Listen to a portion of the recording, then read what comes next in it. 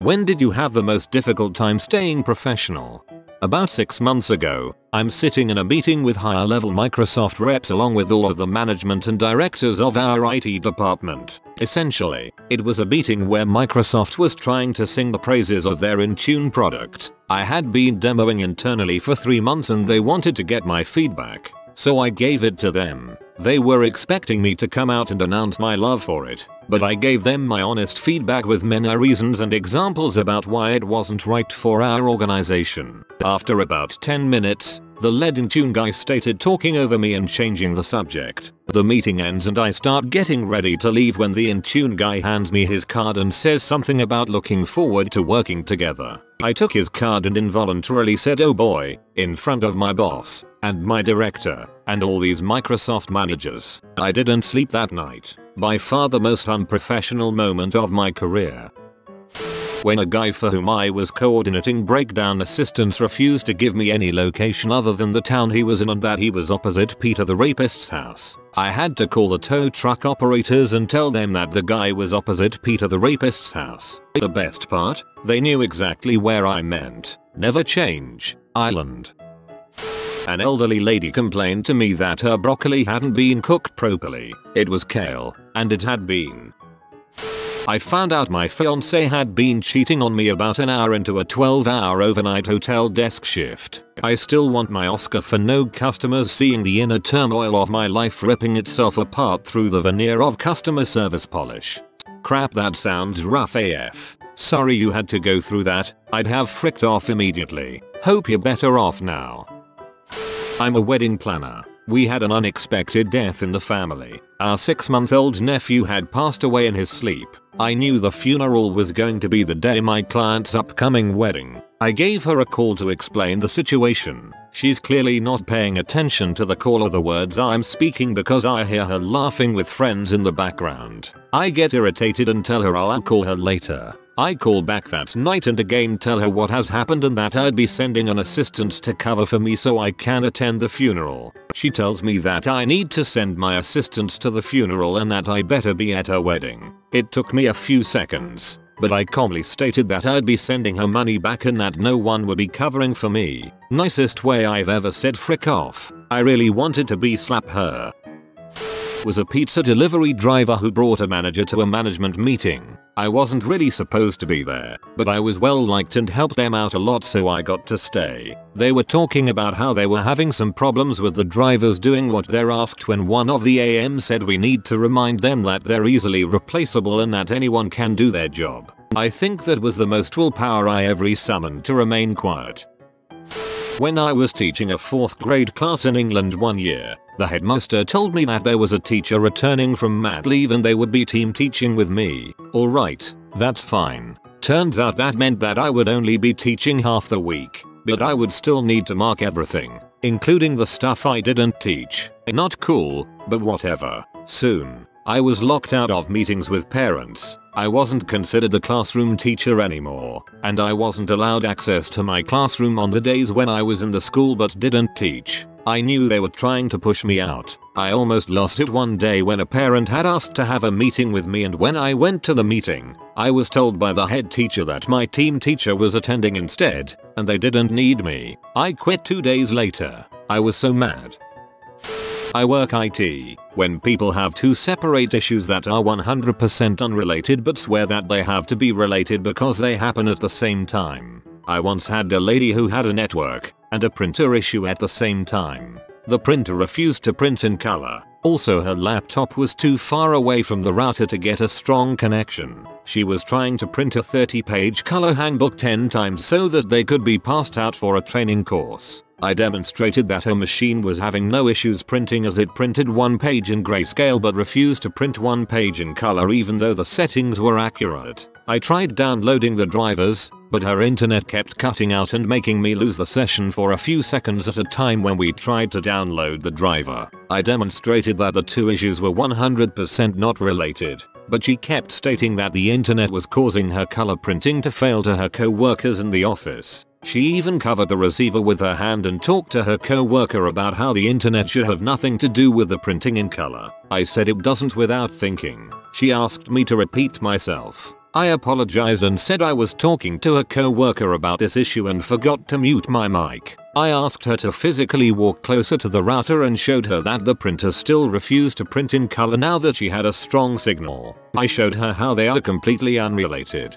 I downloaded the new driver for her PC, tested a color page and had her print her stupid large order at the very end. So why would the internet have an effect on my ability to print in color but not B&W? When a parent told me that the only reason I was a special education teacher was because I wasn't good enough to teach normal kids, even thinking about it now gets me heated. That doesn't even make sense to me. All things considered, special ed seems like the hardest branch of teaching. I'm a translator and recently was asked to translate a magazine article about the history of smutty literature, talking about stuff like the School of Venus. This particular client speaks English quite well and actively reviews my translations, so I'll usually send her the file and then she'll send it back with comments or clarifications or suggestions for words she'd prefer that I use. That's how I ended up in a professional discussion about which terms to use to describe whipping in a BDSM context. When a parent of one of my students said "TikTok, you don't have forever," referring to me having children, a week after I had a miscarriage. My own mother said that to me after I'd had a miscarriage, and when I was angry with her about what she said, she says, "Oh, get over it. It's not like it was an actual baby." Whenever I work on a feature that gets cancelled before anybody even sees it. I've spent over a year on a project that got scrapped. I was working at an internet provider when someone came in to pay his bill. Now, I've seen a lot of ridiculous last names and I've kept a straight face, but this time I couldn't help it. His last name was Asman. I broke up laughing in front of him and apologized profusely. He was pretty chill about it and was like, "It got me a lot of action in high school." For the record, he pronounced it Asmen. A woman I worked with had some serious mental problems and was heavily medicated. Obviously no one at work knew this because while she was always kinda catty and bitchy, she never did anything strange. One morning I'm pulling in as she is walking in and she stops to talk to me. She starts asking about my wife and then tells me how sexy she is. I was like, thanks, and she walked into the building. From there she walks into the office of a very flamboyantly gay employee and proceeds to hit on him like it's last call at the bar. He turns her down so she sits in one of the chairs in his office and proceeds to light up a cigarette. She doesn't smoke. He freaks out because he is worried she is high or something and doesn't want her to lose her job, so he escorts her back to her office. She proceeds to do a ton of other weird crap till one of the women in the office calls her husband. He explains the situation and that she must be off her meds, rushes over and picks her up. Poor woman ends up in an institution and leaves some very colorful messages on the answering machine for us. Apparently she also banged a couple of dudes at the institution and decided that she was going to ditch her husband and 2 kids for a fellow mental patient. Very sad, but also a very weird situation for those of us who had to deal with it. My former boss called for a staff meeting because someone drew a massive dong in a dusty window in the back of the office. Oh geez. A guy had an interview with my company and my co-workers and I were looking at his resume beforehand. We noticed that there were several spelling errors, including spelling projects as roject. So the guy comes in and I'm, along with a co-worker, interviewing him, giving technical questions and whatnot. He wasn't doing that well. The guy's back is to the rest of my office and the wall is glass, so see-through, obviously. In the middle of the interview, a co-worker on the outside looks at me and slowly raises a piece of paper from his desk, facing it towards me. On it is a single word in capital letters, roject. I had to excuse myself to get a drink of water when in reality I needed to catch my breath to prevent myself from cracking up. My friend works for welfare and got a chuckle out of a letter that repeatedly detailed a client's issues with heroin. It's a very different image. It's not a funny subject, but the misspelled word just came up so much. Not my current job, but when I was in college I worked as a garbage man for 3 summers straight. I have many stupid, sad, funny stories, and I also have one that would fit right here. During my first summer, there was a trash bin that we couldn't move for some reason. Like, even us 3 dudes in our late teens early 20s couldn't move that thing. So, we followed the protocol and just ignore it. It's not our responsibility to collect it if it's unmovable. After a few days, the man who the trash belonged to waited for us and asked us why we didn't collect it. We took the time to explain the situation, and he very calmly told us that he poured some concrete into his trash because people kept knocking it down. I'm not even joking. Half of his trash was filled with concrete. Flabbergasted, we basically told him that he had no right to do that. The trash belonged to the city, but when we told him that, he got angry and started yelling at us, saying that our attitude was unacceptable and he called us lowlifes and pieces of crap. He then proceeded to take the bags out of his trash, threw them on the floor and told us to pick it up. As you can imagine, there was nothing we wanted more at this moment than to punch him in his stupid face and just leave him amongst his bags of trash. But we would have been in big trouble had we done that, so we obviously didn't. And since it's against the rules to leave trash on the ground, we picked it up very carefully as he watched us with his smug smile and stayed professional. When we finished and went back on the truck, he told us to frick off. We replied, "Have a nice day, sir," and that was it. That was 8 years ago and I'm still pee about it. I have never wanted to get revenge for someone else so badly before. At least go back and throw trash on his lawn at night or something.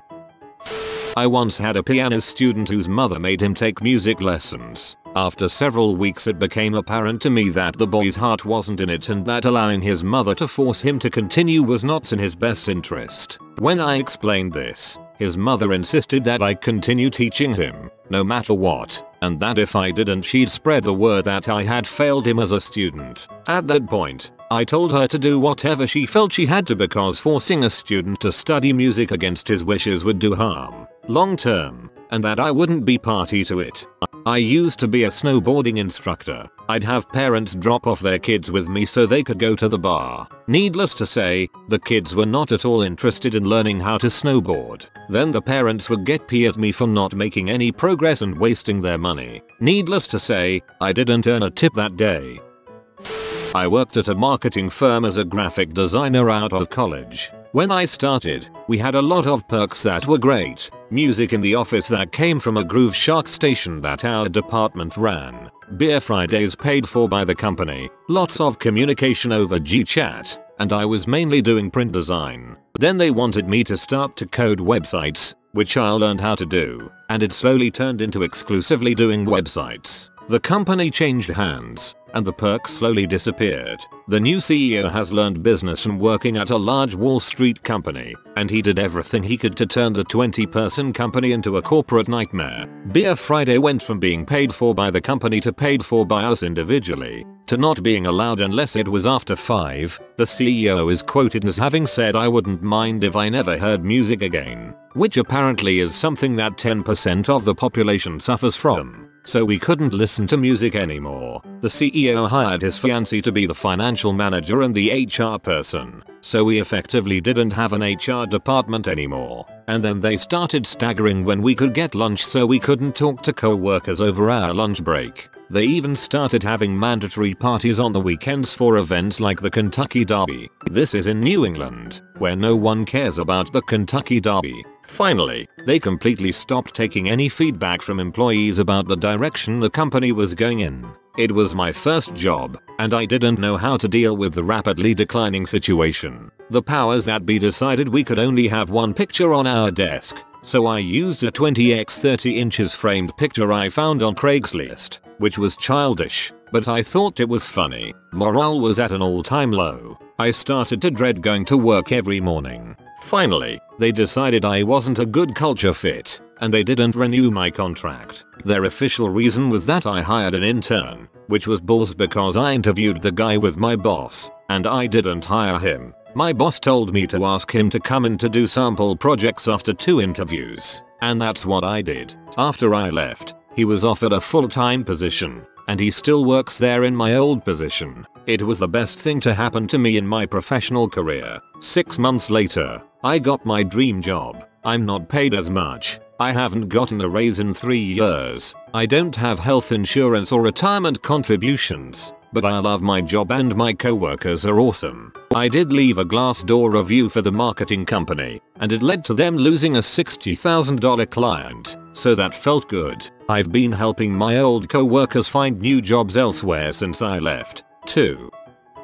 I teach English as a foreign language at a kindergarten in Japan. My students are 3 years old, so there's a lot of me and other teachers having to pull the mad face and telling students not to do something, and then laughing about it later on in the day. The romantic dramas that 3-year-olds are involved in is hilarious and would rival any romance novel. But one of them topped the cake and I had to fake a little coughing fit to distract from it. I've assigned the students to draw and color their favorite fruits, meaning they understand what fruit is, which fruit they like, and then the physical dexterity and motor skills to draw and color said fruit. Color choices are ignored because, well, kids like weird color combinations. All of the students are drawing and coloring their little bananas, and strawberries, and watermelons, and everything else they know and like. But one student isn't. Instead he drew him holding my hand with lots of smiles because, as I asked about it, I was his favorite teacher and he loved me. It was adorable and one of the sweetest things ever.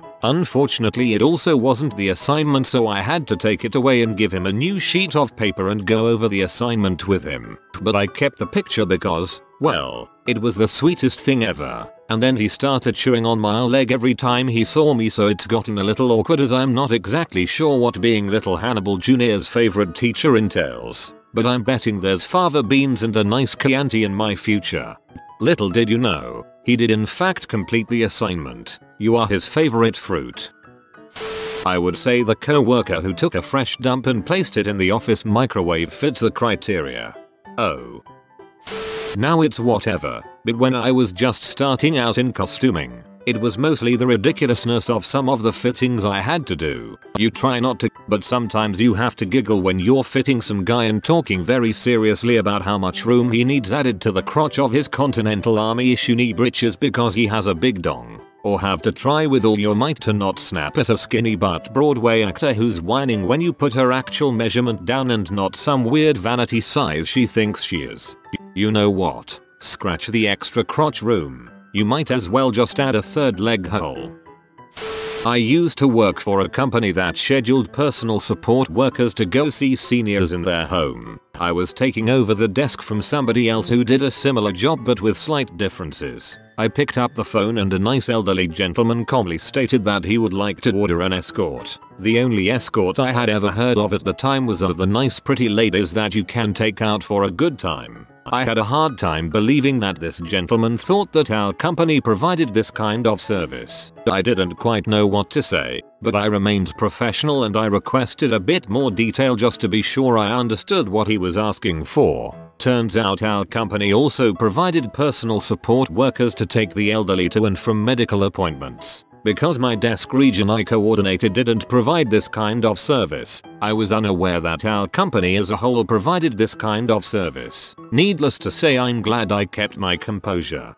My friend works at the VA nursing home. They have a gentleman that has a different young pretty niece that visits every time the social security checks come through, so not too far of a stretch for the guy to be ordering that kind of escort. Luckily you were mistaken. Had a guy threatening to put me on blast on the Facebook groups I actively sell buy trade pins on. He claims he ordered a pin from me months prior and never received it. Well, I go through all my PayPal transactions and there's not one that matches his name, nor any with money coming in that I didn't ship out. Finally find a transaction for him, and the reason he never got anything is because he ordered a pin and then filed a claim for a refund within the next 3 days. Showed him this and he tries to say he never got a refund, even though it shows clear as day the money in out and my account lines up. Finally made him log onto his PayPal and screenshot the transaction info, and wouldn't you know it, it says transaction cancelled, money refunded. Needless to say, I was really struggling, not flipping out, as most of my income comes from this hobby, and your reputation means everything. My manager was my ex's sister. When I left my ex, who was an abusive alcoholic, and met someone new, she couldn't take it. Her and her boss, who I think she's having an affair with, would sign onto my computer prior to me coming into work and read my emails and log into my Facebook. My password was saved to my comp, and use what they found against me. Once I was 30 minutes late because the babysitter for my daughter cancelled last second and I had to find someone else, and when I came in, I was told it was a bull's excuse and my punishment was to put my cell phone in the car and only look at it on break. I had to bite my tongue until I found a new job and gave them only 1 week's notice through email. Once I left, she messages my mother to tell her I was pregnant, which she found out through looking through my Facebook messages, which I didn't want anyone to know about since I have horrible pregnancies and was being cautious and wasn't sure if I was keeping the baby. My mother told her, which is a lie, that she has had someone following her watching her cheat on her husband, and if she wants to keep trying to hurt me, she'll call her husband. Your mom's the best. You have been visited by the romantic doggo. Comment love is magic so you never fall in the friend zone. If you are new to the channel, you can subscribe. I publish new videos every day. Until then, check another video, or don't. Either way, have a great day you magnificent people.